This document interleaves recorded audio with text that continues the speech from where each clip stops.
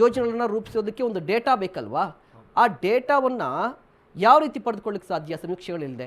Data ಬೇಕು, ನಾನು ಒಪ್ಕೊಳ್ತೀನಿ, data ಬೇಡ ಅಂತ ನಾನು ಹೇಳಿಲ್ಲ. ನೀವು ಸರ್ವೆ ಒಂದು ಸ್ಕ್ಯಾನಿಂಗ್ ಅಂತ ಹೇಳಿದ್ರಿ, ಆದ್ರೆ ಈ ಸ್ಕ್ಯಾನಿಂಗ್ ಮೇಲೆನೆ ಜನರಿಗೆ ನಂಬಿಕೆ ಇಲ್ಲ ಅನ್ನುವಂಥದ್ದು ನನ್ನ ಅಭಿಪ್ರಾಯ. ಹಾಗಾದ್ರೆ ಸರಿಯಾಗಿ ಮಾಡಿದ್ರೆ ತಾನೇ ಸ್ಕ್ಯಾನಿಂಗ್ ಸರಿಯಾಗಿ ಮಾಡೋದು ಅಂತ ಹೇಳಿದ್ರೆ, ಸ್ಕ್ಯಾನಿಂಗ್ ಬಗ್ಗೆ ನಿಮ್ಗೆ ಪ್ರಾಬ್ಲಮ್, ಪ್ರಶ್ನೆ ಹೌದು. ಯಾಕಂದ್ರೆ ಪ್ರಶ್ನೆಗೆ ಸ್ಕ್ಯಾನಿಂಗ್ ಮಾಡೋರ್ ಬಗ್ಗೆ ಪ್ರಶ್ನೆನಾ, ಸ್ಕ್ಯಾನಿಂಗ್ ಬಗ್ಗೆ ಪ್ರಶ್ನೆನಾ, ಸ್ಕ್ಯಾನಿಂಗ್ ಮಾಡೋರ್ ಬಗ್ಗೆನಾ? ಸ್ಕ್ಯಾನಿಂಗ್ ಮಾಡೋರ್ ಬಗ್ಗೆನೇ ಪ್ರಶ್ನೆ.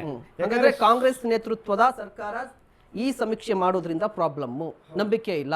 ಹಾಗಾದ್ರೆ ಬಿಜೆಪಿ ಅಧಿಕಾರದಲ್ಲಿದ್ದು ಬಿಜೆಪಿ ನಾಯಕರು, ಬಿಜೆಪಿ ಸರ್ಕಾರ ಆಗ ಯಾರು ಮುಖ್ಯಮಂತ್ರಿ ಆಗಿರ್ತಾರೆ, ಅವ್ರ ರೀತಿಯ ಸಮೀಕ್ಷೆಗೆ ಮುಂದಾಗಿದ್ರೆ ಒಪ್ಕೋತಿದ್ರಾ? ಇದು ಅಲ್ಲ, ಒಪ್ಕೋತಿದ್ರಾ?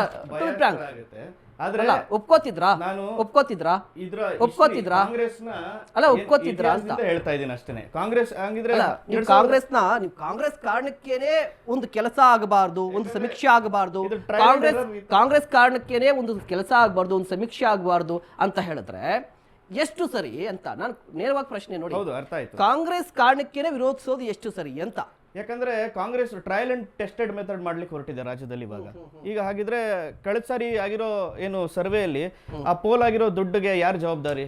ರಾಜ್ಯದ ಬೊಕ್ಕಸ ಈಗಾಗಲೇ ಇವರ ಗ್ಯಾರಂಟಿ ಯೋಜನೆಗಳಿಂದ ಖಾಲಿ ಆಗ್ತಾ ಬರ್ತಿದೆ. ಮಾಡ್ಬೇಕಾಗಿರೋ ಅಭಿವೃದ್ಧಿ ಅಲ್ವಾ? ಹಾಗಾದ್ರೆ ಕಳೆದ ಬಾರಿಯ ಸಮೀಕ್ಷೆ ಬಗ್ಗೆ ನಿಮ್ಗೆ ಒಳ್ಳೆಯ ಅಭಿಪ್ರಾಯ ಇತ್ತಾ? ಸ್ವಾಗತಿಸ್ತಾ ಇದ್ರ? ಅದನ್ನ ಅಂಗೀಕಾರ ಆಗಿದ್ರೆ? ಇಲ್ಲ, ಅದನ್ನ ಹೇಳಿದ್ದು ಅನ್ಸೈಂಟಿಫಿಕ್ ಆಗಿ ಮಾಡಿದ್ದಾರೆ ಅಂತ ಮಾಡಿದ್ರು. ಹಾಗಾಗಿ ಒಂದು ಆಪ್ಷನ್ ಏನಿತ್ತು, ಎಲ್ಲರ ಮುಂದೆ ಆಪ್ಷನ್ ಏನಿತ್ತು, ಮರು ಸಮೀಕ್ಷೆ ಮಾಡಬೇಕು ಅಂತ. ಮರು ಸಮೀಕ್ಷೆ ಮಾಡುವಂತ ಆಪ್ಷನ್ ಇದೆ, ಮಾಡಬೇಕು. ಹಾಗಾದ್ರೆ ಮಾಡ್ತಾ ಇದ್ರೆ ಮತ್ತೆ ಯಾಕೆ ವಿರೋಧ? ಅಲ್ಲ, ಆ ರೀತಿ ಪದೇ ಪದೇ ಸರ್ವೆಯನ್ನ ಮಾಡ್ತಾ ರಾಜ್ಯದ ದುಡ್ಡನ್ನ ಇವ್ರ ಪೋಲ್ ಯಾವ ಇದ್ರಲ್ಲಿ ಹೇಳ್ತೀರಾ ನೀವು? ಸೈಂಟಿಫಿಕ್ ಆಗಿ ಹೇಳ್ತಾ ಇದ್ರಿ. ನಾನು ಆಗ್ಲೇ ಒಂದು ಪ್ರಶ್ನೆ ಕೇಳಿದೆ, ಕಾಂಗ್ರೆಸ್ನ ಕಾರಣಕ್ಕೇನೆ ವಿರೋಧಿಸೋದು ಎಷ್ಟು ಸರಿ ಅಂತ. ನೋಡಿ, ನಾನು ಒಂದು ಎಕ್ಸಾಂಪಲ್ ಅನ್ನ ಕೊಡ್ತೀನಿ ನಿಮ್ಗೆ. ಒಬ್ಬ ಹುಡುಗ ಇರ್ತಾನೆ, ಹುಡುಗನ್ಗೆ ಮನೆಯಲ್ಲಿ 4 ಜನ ಹುಡುಗರು ಇರ್ತಾರೆ. 4 ಜನ ಪೈಕಿ ಎಲ್ಲರೂ ಕೂಡ ಒಂದೇ ರೀತಿಯ ಊಟವನ್ನ ಕೊಡ್ತಾ ಇರ್ತಾರೆ.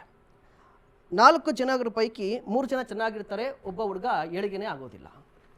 ಆ ಹುಡುಗನಿಗೆ ಏನು ಪ್ರಾಬ್ಲಮ್ ಆಗಿದೆ ಅನ್ನೋದನ್ನ ತಿಳ್ಕೋಬೇಕು ಅಂತ ಹೇಳಿದ್ರೆ ಆಸ್ಪತ್ರೆಗೆ ಹೋಗ್ಬೇಕು, ಒಂದು ಸ್ಕ್ಯಾನಿಂಗ್ ಅನ್ನ ಮಾಡಿಸ್ಬೇಕು ಅಂತ ಹೇಳಿ.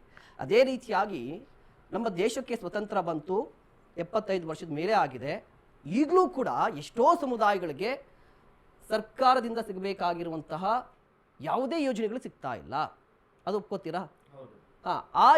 ಆ ಸಮುದಾಯವನ್ನು ಗುರುತಿಸಬೇಕು, ಆ ಸಮುದಾಯಕ್ಕೆ ಏನಾದರೂ ಯೋಜನೆ ತರಬೇಕು ಅಂತ ಹೇಳಿದ್ರೆ ಇಡೀ ಕೇಂದ್ರ ಆಗಿರ್ಬೋದು, ರಾಜ್ಯದ ಆಗಿರ್ಬೋದು, ಆಪ್ಷನ್ ಏನಿದೆ? ಆ ಸಮುದಾಯವನ್ನು ಗುರುತಿಸಬೇಕು, ಆ ಸಮುದಾಯಗಳನ್ನ ಮೇಲೆ ತರಬೇಕು ಅಂತ ಹೇಳಿದ್ರೆ ಆ ಸಮುದಾಯದ ಸ್ಥಿತಿಗತಿ ಅರ್ಥ ಮಾಡ್ಕೋಬೇಕು ಅಲ್ವಾ? ಆ ಸ್ಥಿತಿಗತಿಯನ್ನು ಅರ್ಥ ಮಾಡಬೇಕು ಅಂದ್ರೆ ಸಮೀಕ್ಷೆ ಮಾಡಬೇಕು. ಹೌದು. ಈ ಸಮೀಕ್ಷೆನೇ ರಾಂಗ್ ಅಂತ ಹೇಳಿದ್ರೆ ಹೇಗಿರುತ್ತೆ? ಸಮೀಕ್ಷೆ ಟೈಮಿಂಗ್ ನೀವು ನೋಡ್ಬೇಕು, ಯಾವ ಟೈಮಿಂಗ್ ಅಲ್ಲಿ ಮಾಡ್ತಾ ಇದ್ದಾರೆ, ಈ ಪೊಲಿಟಿಕಲ್ ವಾತಾವರಣ ಹೇಗಿದೆ ರಾಜ್ಯದಲ್ಲಿ ಅನ್ನೋದನ್ನು ಕೂಡ ನೋಡ್ಬೇಕು. ಏನ್ ಟೈಮಿಂಗ್ ಇದೆ? ಈಗ ವಾತಾವರಣ ಹೇಗಿದೆ ರಾಜ್ಯದಲ್ಲಿ? ಅಭಿವೃದ್ಧಿ ಕಾರ್ಯಗಳಾಗ್ತಿದ್ಯಾ? ಎಲ್ಲಾ ಕಡೆ ಕೋಮುಗಲಭೆಗಳಾಗ್ತಿದೆ. ಸರ್ಕಾರ ಫೋಕಸ್ ಮಾಡಬೇಕಾಗಿರೋ ವಿಷಯಗಳು ಬೇಜಾನಿದೆ.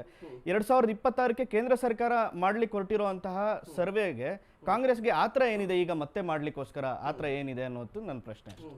2008ರ ಕೇಂದ್ರ ಸರ್ಕಾರಕ್ಕೆ ವ್ಯಾಪ್ತಿಗೆ ಬರುತ್ತೆ ಜಾತಿ ಗಣತಿ. ಬಟ್ 2008ರ ಅಂಕಿಅಂಶಗಳ ಕಾಯ್ದೆಯ ಪ್ರಕಾರ, 2008ರ ಅಂಕಿಅಂಶಗಳ ಕಾಯ್ದೆಯ ಪ್ರಕಾರ ಆಯಾ ರಾಜ್ಯ ಸರ್ಕಾರಗಳು ಆಯಾ ರಾಜ್ಯದಲ್ಲಿ ಈ ರೀತಿಯ ಸಮೀಕ್ಷೆಗಳನ್ನು ಮಾಡಬಹುದು ಅಂತ ಇದೆ. ಇದಕ್ಕೇನು ಹೇಳ್ತೀರಿ? ಆದ್ರೆ ಕಾಂಗ್ರೆಸ್ ಸರ್ಕಾರ ತನಿಗೆ ಹೇಗೆ ಬೇಕೋ ಆ ರೀತಿಯಾದಂತಹ ಒಂದು ಸೆನ್ಸಸ್ ಮಾಡ್ತಿರೋದು ತಪ್ಪು ಅಂತ ಹೇಳ್ತಾರೆ. ನೀವು ಈಗ ಹೇಳ್ತೀರಲ್ಲ, ಬಿಜೆಪಿ ಅಧಿಕಾರಕ್ಕೆ ಬಂದಾಗ ಬಿಜೆಪಿ ತನಿಗೆ ಹೇಗೆ ಬೇಕೋ ಅಲ್ಲ,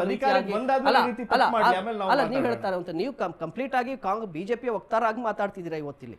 ಸಾಮಾಜಿಕ ಕಾರ್ಯಕರ್ತರಾಗಿ ನಾನು ಪ್ರಶ್ನೆ ಕೇಳ್ತಾ ಇದ್ದೆ. ಸಾಮಾಜಿಕ ಕಾರ್ಯಕರ್ತರಾಗಿ ನಾನು ಅರ್ಥ ಮಾಡ್ಕೊಂಡ ರೀತಿಯಾಗಿ ಲಾಜಿಕಲ್ ಆಗಿ ನಾನು ಹೇಳ್ತಾ ಇದ್ದೀನಿ. ಲಾಜಿಕ್ ಆಗಿ ನಾನು ಕೇಳ್ತಾ ಇದ್ದಿದ್ದು, ಕಾಂಗ್ರೆಸ್ ಬಂದ್ರೆ ವಿರೋಧ, ಬಿಜೆಪಿ ಬಂದ್ರೆ ನಾವು ಸ್ವಾಗತಿಸ್ತೀವಿ ಅಂತ ಹೇಳಿದ್ರೆ ಎಷ್ಟು ಸರಿ? ಯಾವುದೇ ಒಂದು ಕಾರ್ಯಕ್ರಮ ಎಷ್ಟು ಸರಿ ಅನ್ನೋದು ಪ್ರಶ್ನೆ.